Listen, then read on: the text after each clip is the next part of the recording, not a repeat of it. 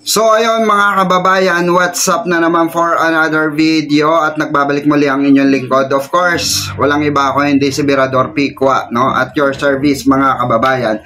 So for today's video, for today's vlog, okay, magbibigay tayo ng ating opinion, reaction regarding dito sa sinabi ng bobo po, no? Ng bobong tatakbong presidente ng Pilipinas sa 2028, no? Alam nyo naman kung sino yon, wala nang iba, no? Kung hindi itong si Sara Lustay, no? Lustay, okay? Ang alam lang ay maglustay at walang alam sa saligang batas, walang alam sa legislation, walang alam sa pamumuno bilang isang vice-presidente, tapos tatakbo bilang isang pangulo. Diba, nakakatawa mga kababayan. So bago natin yan simulan mga kababayan, kung bago ka pa lang sa aking YouTube channel, don't forget to like and share at i-click mo na rin notification bell para updated ka po, no, dito sa ating mga video na i-upload at sa ating mga live. So ano ang pag-uusapan natin ngayon mga kababayan? So etong ang opinion regarding sa flood control project, okay, na mga ghost project at nai-issue dito itong DPWH at ang mga kongresista at mga senador na konektado sa budget at konektado dito sa mga contacts ng mga senador sa pagdating sa flood control project. At nangunguna ang pangalan dyan nila Senator Chis Escudero at nila Bongo, no, nasa listahan, ika nga, na pinakang malaki, no, na budget dito sa sa flood control na ito. Pero nga magpasa hanggang ngayon mga kababayan ay lubog pa rin tayo sa baha, no. So eto, bago natin pag-usapan yan, eto muna mga kababayan, etong nakita ko at gusto ko talaga siyang bigyan ng opinion dahil nabobobohan ako dito talaga, sa totoo lang, no, mga kababayan, no. Nabobobohan ako dito kay Sara Lustay dahil nga, Diyos ko, bakit daw hinayaan ng Pangulo, 'di ba, na hawakan yung budget o ang legislation ng mag-aano ng budget. Ang bobo talaga. Ito, pakinggan natin The move of our former ally, President Ferdinand Marcos Jr., to conduct lifestyle checks on all government officials. She called for a thorough review that she says should go beyond merely checking officials' asset reports. Ayan, yun sa lifestyle check. Okay, nagbigay rin ng opinion dito si Sara Duterte, no, at sa mga mga bagay-bagay. So eto. Duterte adds evaluation should also check on the identity of supposed fronts of government officials. Lifestyle check was ordered as the government probes the allegedly massive corruption in flood control projects.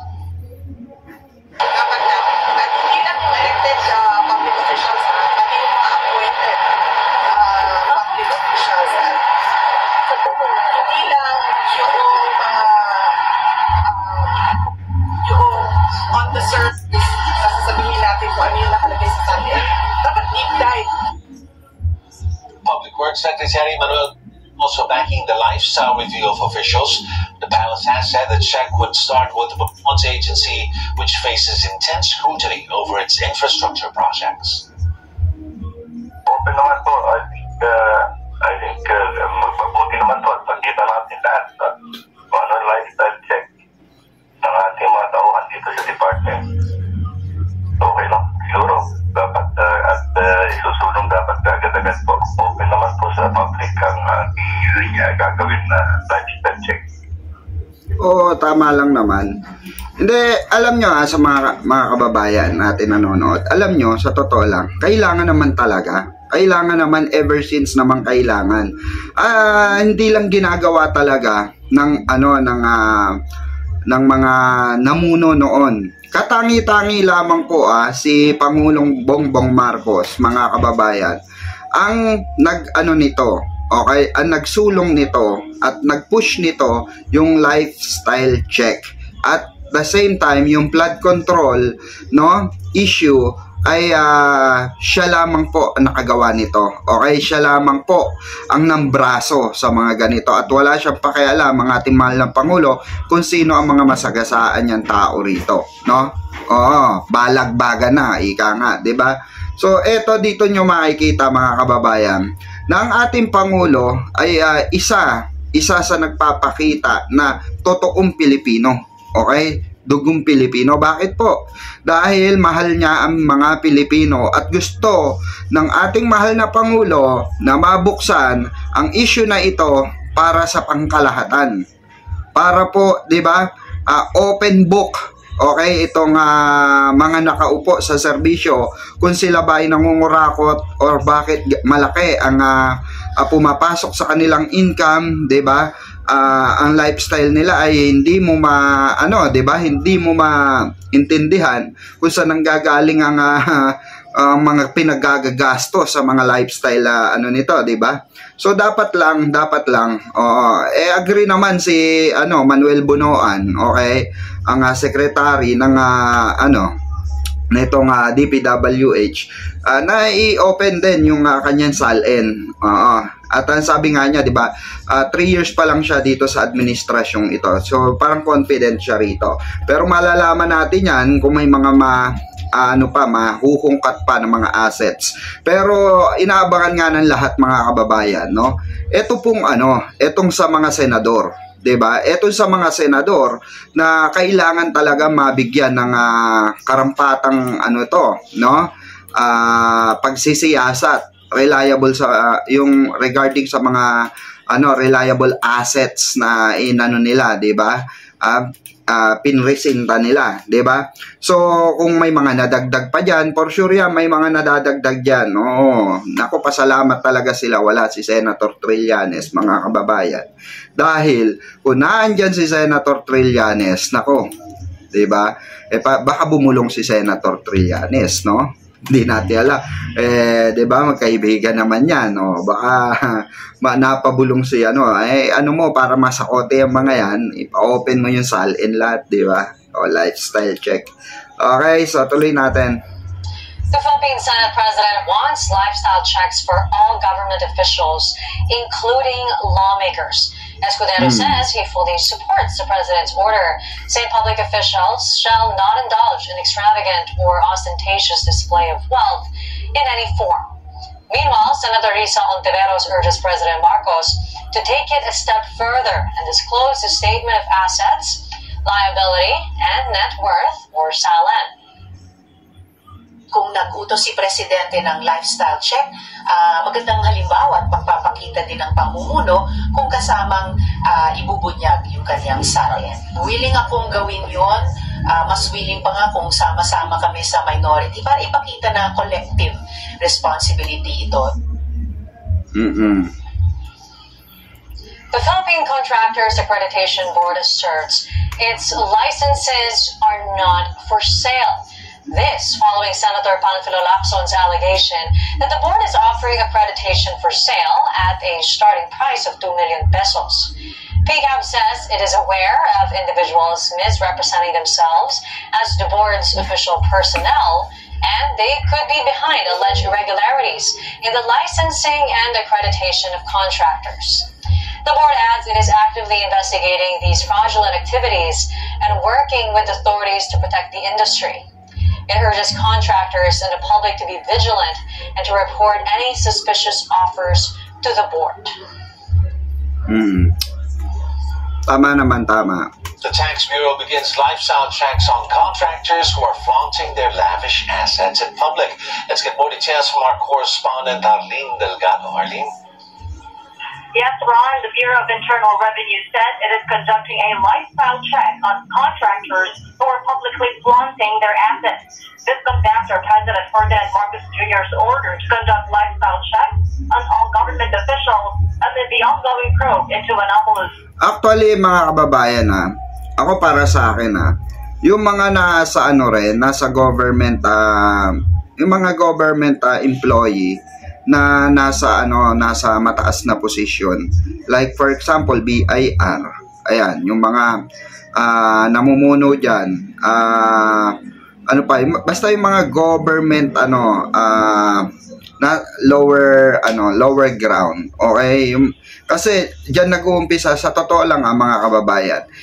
Like for example, dito sa DPWH, hindi naman mag-uumpisa ang corruption dyan, mga kababayan.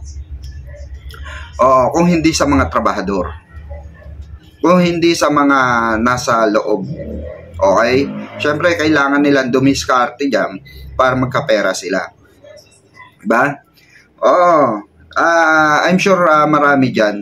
Maraming talamak dyan. And as far as I know, mga kababayan, okay, ay release na ng DPWH yung mga tinanggal. Okay? So, hindi ko pa alam kung sinong mga tinanggal doon sa DPWH, pero ang balita natin ay nirelease na sa ating mahal na Pangulo kung sino mga tinanggal at hiring na nga po ulit itong DPWH, mga kababayan. Especially sa procurement. Sa procurement kasi nanggagaling yan, mga kababayan, no? Yung mga connection dyan, yung mga chuchu, diba, na usap-usapan, meeting, okay? At nagbabato, no, ng mga nagbabato ng mga project, okay, dun sa mga contacts nila na mga kontraktor, okay? So dito rin nagsisimula lahat yan, mga kababayan. Tapos itong mga kontraktor na to ay nakakonekta dito sa mga municipal, okay? Municipalities, okay? Dapat talaga masumpo yan. Pero alam nyo, sa totoo lang mahirap, mahabang proseso ito, mga kababayan. Pero pag nangyari ito, mga kababayan, okay, pag ito ay nasa kote ng ating mahal na Pangulo, kasi ito ay napakalaking sindikato talaga nito. Diba? Tama si Senator Panfilo Lacson, mga kababayan. Napakalaki pong nito, sindikato itong kalaban ng ating mahal na Pangulo, dahil sindikato po ito sa loob ng gobyerno. Diba? Tuloy natin itong lifestyle check. Flood control projects in the country. DNR Commissioner Romeo Lamati Jr. said they will determine whether these contractors with lavish lifestyle are tax compliant. He added that they will also conduct lifestyle checks on government officials as he vowed of an extensive investigation. The BAR chief added that a tax fraud audit is ongoing on contractors involved in anomalous flood control projects. Those who will be proven tax deficient will be required to pay its deficiency taxes and will not be issued an updated tax clearance.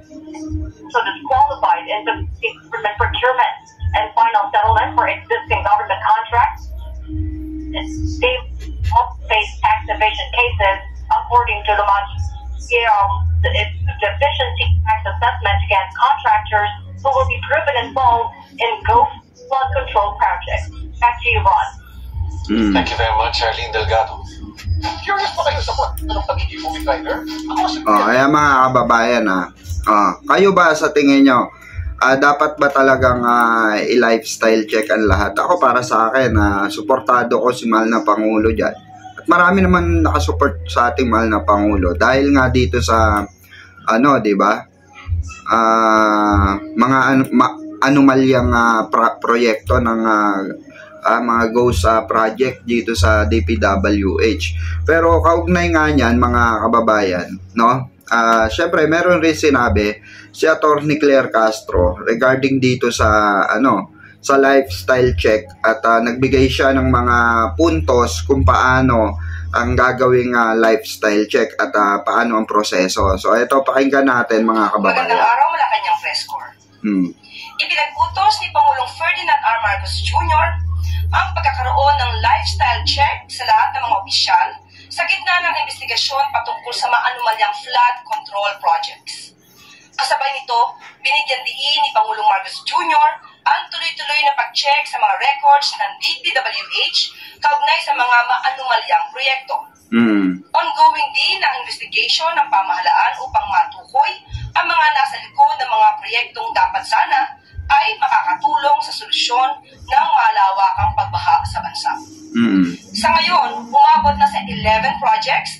personal na na-inspeksyon ng Pangulo sa Marikina, Iloilo, Bulacan at Benguet. Ilang araw matapos na matanggap ang mga reklamo. Grabe kasi ang ano dyan, no, mga kababayan. As of 9 a.m. Grabe ang baha dyan. Umabot na sa 9,020 na reports kaugnay sa flood control projects ang natatanggap ng Pangulo. Muling hinihikayat ng pamahalaan ang taong bayan na makialam at isumbong sa Pangulo ang mga sinabing flood control projects. Hindi na nakakagado ng ginagawa mo nung nakita ka niya. It might be a little painful, baka masakot dyan yung mga tao na malapit sa atin. Ngunit kahit malapit sila sa atin, mas malapit naman siguro sa puso natin yung taong bayan. Kaya sila ang unahin natin. At maaari na po tayong tumanggap na inyong mga katanungan. Please be reminded that only one follow-up question is allowed. Thank you. Para po sa unang katanungan, Ms. Maricel Halili, TV5. Magandang umaga po, Yusek. Yusek, tungkol po kay General Torre, ano po yung posisyon na sinasabing pwedeng i-alok ng Pangulo kay General Torre? Hindi pa po natin maisisiwala tungkol po dito. Pero confirm po na may naalok po posisyon.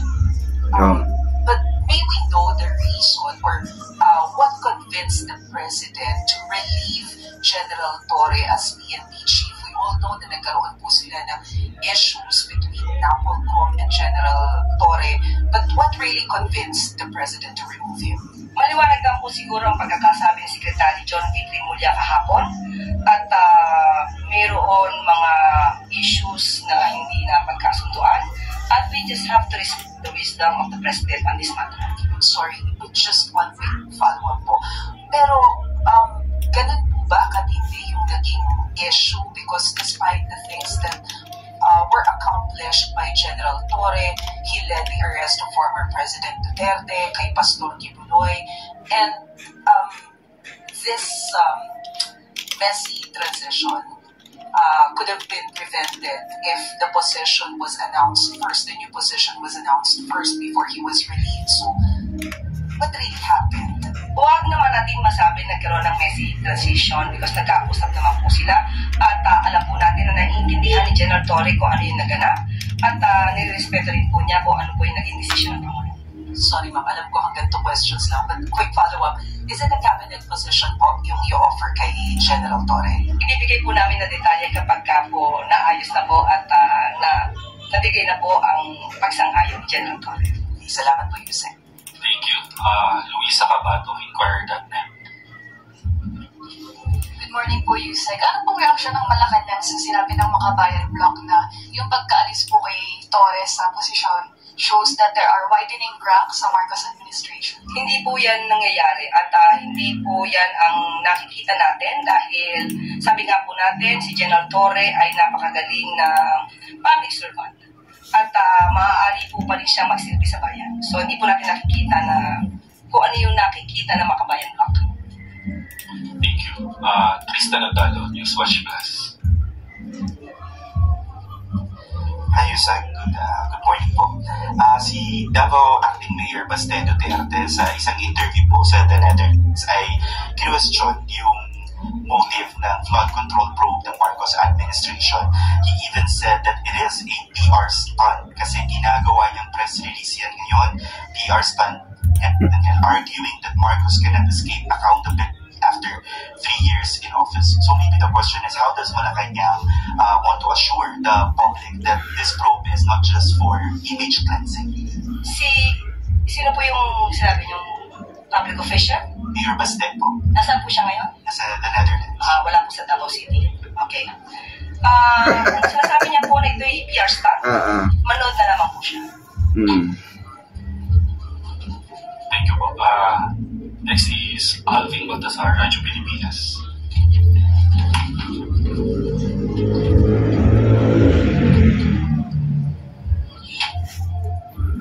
Laging basag ang mga Duterte sa no? Sa kay Attorney Claire Para masampahan na finally ng kaso tao involved dito sa flood control projects sa anomaly. Para makapag-request na rin tayo ng multi-partner order kung kung sakasakaling man to sa mga taong sangkot at hindi makalabas ng bansa. Sa ginagawa pong pag-iimbestiga ng Pangulo dito, ito naman po ay hudyat na rin po para sa mga ibang government agencies like COA, DAR, LGUs, Bureau of Customs, na magkaroon po ng pag-iimbestiga rito. Marami po tayo nakikita na maraming nagkakaroon ng luxury cars. Malamang ay dapat makita rin po ito ng BOC kung ito po ba ay bayad sa mga taxes na required. At sa mga LGUs po, kung makikita po natin na itong mga contractors na to, mga kontratista na yan, napakalaki ng mga proyekto at malaki ang kanilang kinikita. Tingnan po nila kung ito po ay naaayon din sa mga mayor's permit or business permit na kanilang binabayaran sa LGUs. Pati po sa BIR. So, ito po yung pag-iimbestiga ng Pangulo ay hudyat sa bawat ahensya na gawin din nila ang kanilang trabaho ang mag-iimbestiga patungkol dito. Follow up po, Mr. Ivan Medina, Jamie. You said related po sa binanggit ninyo in opening this briefing. You said that the President ordered a lifestyle check amid investigation. Can you tell us more about this? Sino ho ang saklaw nitong lifestyle check nito? Unang-una po, hindi po natin makakaila na mayroong mga DPWH officials na sinasabing involved at malamang ay magsimula sila. So far, ang nababanggit na ho ng Pangulo, mga kontrata, mga contractors, of course, officers or officials of the Department of Public Works and Highways. Pero wala pa ho siya napapangalanan ng politiko, kongresista, senador, o kung sino mang posibleng involved dito sa mga proyekto ito. Is the President getting there? Mangyayari po kaya ito? Definitely. Sinabi naman din po ng Pangulo na hindi ito titigilan at tatapusin niya ito bago siya matapos ang termino. Ang huli po, nabanggit ng Pangulo mismo sa kanyang bibig nang galing, I am getting very angry with what I'm discovering about all these flood control projects. Ano ang ibig sabihin kaya nito? What can the public expect to come out of this anger? Magdidimanda po talaga sa sampa ng kaso at dapat masampa ng kaso. Walang sisinuhin, walang malapit sa puso, walang kaalyado, kung sino man ang involved dito, sasampa ng kaso. Yes, yun ang dapat, di ba?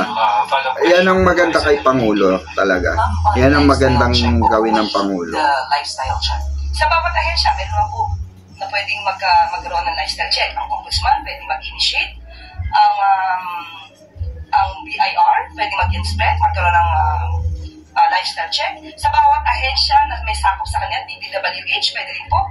So yun po, kung sino po yung may ahensya na dapat magkaroon ng pag-lifestyle check, gawin po nila. Although magsisimula po sa DPWH, pero will this cover all departments po under executive? Lahat na may involved patungkol muna sa flood control projects na maanumalya. Salamat po. Thank you. One last follow-up, Alexis Romero. Yusek, so it will cover everyone. But given na may mga nagsasabing yung corruption is deeply entrenched within the bureaucracy, how do we ensure the independence of such investigations, considering ang sabi ninyo, each agency will conduct its own? Nagsalita po kasi ang Pangulo. So dapat ang bawat ay sa kanila.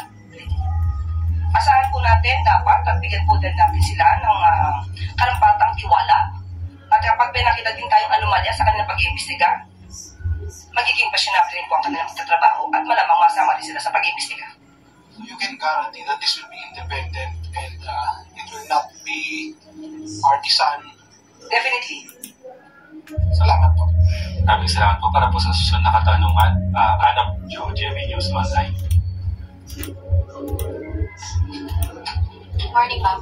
Ma'am, kamustahin lang po namin yung level of trust and confidence ni Presidente kay Secretary Bonoan given ng mga developments sa flood control probe. Buo pa rin po ba yung kumpiyansa ng Presidente kay Secretary? So ngayon, wala naman po nababanggit na anuman ang Pangulo. So kung meron man magiging aksyon patungkol kay Secretary Bonoan, hintayin na naman po natin. For so as of the moment, nandiyan pa rin po ang trust niya. Ma'am, yung nabanggit ni former DPWH Secretary Singson na nakatanggap siya ng feeders from the palace para bumalik sa DPWH as Secretary. Confirm po ba na may ganito pong feeders ang palace, ma'am? Sa ngayon po ay itatanong po natin at bibigyan ko po kayo ng detalye pa po. Thank you. Clay Perdilla, PTV4. Good morning po, Yusek. Yusek, can you confirm the revelations of Comeridon that ghost and substandard projects in Bulacan and in Benguet were included in the NEP, possibly making DPWH so responsible for this? How did the President confront Secretary Bonoan at ano po yung naging response niya? Kung naman po ay a priority project at NEP, mas accountability is stricter. Mas lalo itong tututukan ng Pangulo. Pero ito man po ay nasa NEP o parte ng insertions at proyekto ng ibang mga politiko, hindi po man nangangahulugan na hindi imbestigahan. Lahat po yan, pantay-pantay na imbestigahan. Tristan Nadarlo, Newswatch Plus.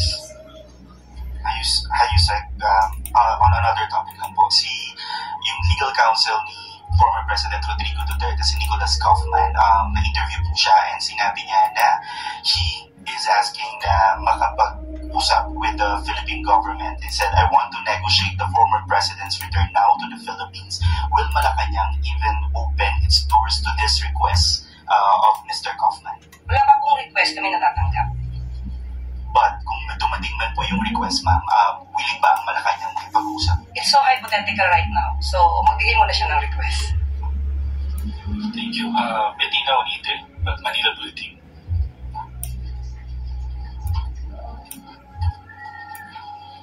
Morning po, Yusek. May we get the balanced reaction lang po on the call of Tindig Kalikasan to also include yung mga provincial officials po ng Bulacan on the investigation of failed flood control projects sa probinsya po. Lahat po ng kasabwat ay naman po sa Pangulong Marcos Jr. Lahat ng kasabwat, lahat na may kinalaman at lahat na nakipag-conspire sa ganitong klase mga anomalyang flood control projects, lahat po yan ay kasama sa pag-iimbestiga. Ivy Reyes, Billionario.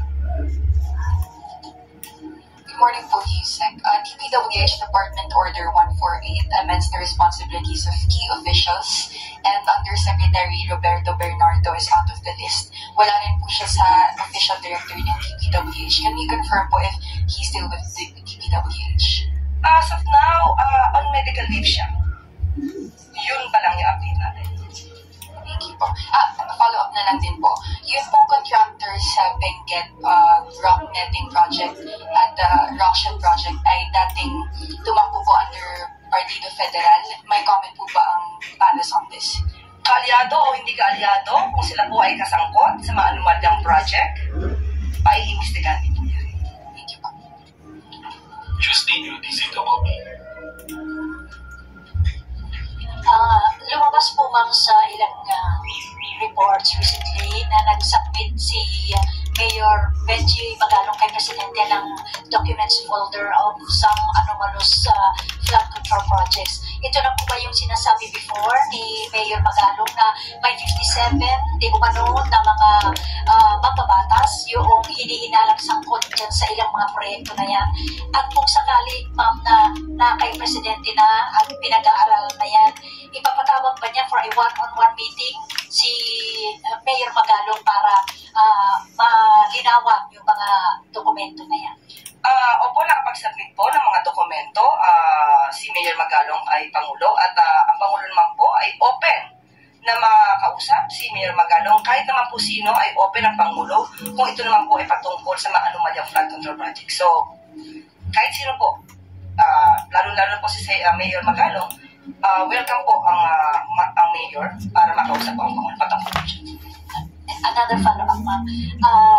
Just today, ma'am, may statement si Senador Panfilo Lacson na masakit man daw niyang sabihin pero dinescribe po niya ang PWH as one big criminal syndicate ngayon dahil doon sa mga anomalous flood control projects. Ano po ba ang pwedeng gawin ng palasyo para yung ganitong image sa DPWH na laging nadidikdik ay mawala naman sa isip ng publiko? Opo, kaya nga po hindi nagbabanggit agad ang Pangulo kung sino man agad ang involved dito dahil ayaw niya pong magasa ng mga inosenteng tao na hindi man involved. Kung yan po ang pananaw ni Senator Lacson, tandaan po natin, hindi naman po lahat ng tao sa DPWH ay maaaring involved.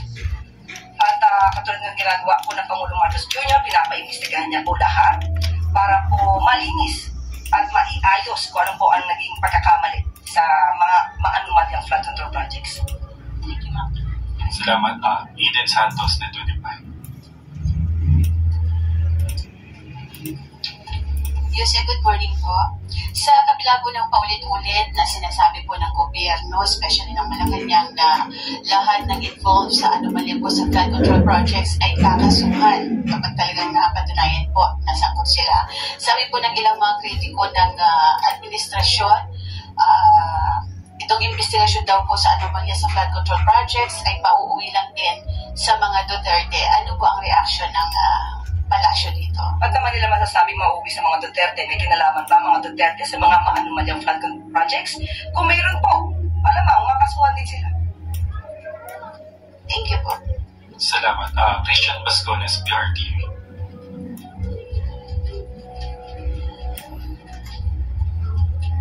Yusek, reaction lang po na palasyo sa sinabi ni Senator Ping Lacson na malaki ang posibilidad na may powerful contractor behind the attempted bribe sa Batangas Congressman. At mismo si Representative Leviste ang nagsuggest na ang DPWH engineer na nagtangkang manuhol ay siyang dapat domestiko maging state witness sa korupsyon sa flood control projects.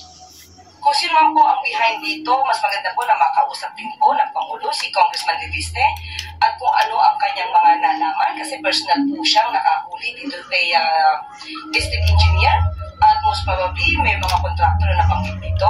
So, mas maganda makipag-ugnayan sa Pangulo para kung sino man ang mga malalaking tao di umano na behind dito ay dapat di makasuhan. Hindi lamang po yung district engineer. Balik na ako dun sa pinag-usapan natin before, General Nicolas Torre. Quoting political analyst Ronald Llamas, comment niya sa pagtanggal kay Torre na posible raw po ay masyado na siyang sikat or he outshine the master, which he refers to Torres superiors like the President and DILG Secretary. Reaction po daw. Opinion po yan ni Mr. Latya. So, yun lang. Samuel Medinilla, Business Mirror. Good morning, ma'am. What measures will the government implement to ensure rice prices will remain stable once the 60-day import ban takes effect next month? Okay, ayon po sa DA, nakausap po natin ay magkakaroon sila ng price monitoring to enforce the maximum suggested retail price at nakikipag-usap din po sila sa stakeholders, mga farmers, millers, traders, para hindi po manipula ang presyo at nagkakaroon din po sila ng monitoring ng bigas weekly, nationwide. Pa-start na nga din po ang harvest season. So, with that, nakikita po natin na tama po ang supply ng bigas sa atin mula sa local farmers. So, wala po masyadong iniisip na magiging problema patungkol sa supply ng bigas. Ma'am, follow-up na po. Yung in-announce po yung suspension dun sa pag-import ng bigas, na sabi po yun yung nasa India, nasa state visit. Sana po ba, meron na po bang na-issue na document, executive order, or kahit anong issuance for the implementation of the ban? Bibigyan ko po kayo kung maibibigay din po sa akin, pero ang pagpul po dyan na issue, mas palalawigin po natin bukas. On another topic po, meron na po bang mga flood control projects yung nasuspend doon sa ongoing investigation ng mga anomalous flood control projects? Meron na po nasuspend. Sa ngayon po ay nakikipag-meeting pa po lahat ang mga maaaring mag-revisa pa. No, maliban sa Pangulo mag-revisa ng mga records at malamang bukas din po muli ay mag-update. Follow-up question, Chloe of Ana, Business World. Morning, Yusek. Regarding po sa rice importation fees, nabanggit po ni Secretary Kiko Laurel na open si President sa pag-extend ng 60 to 90 days. Can the palace confirm that po?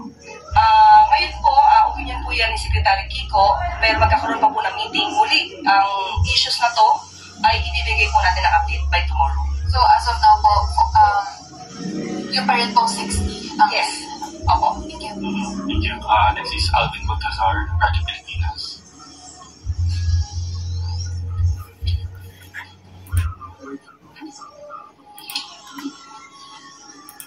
Yusek Alderer, Mothers po.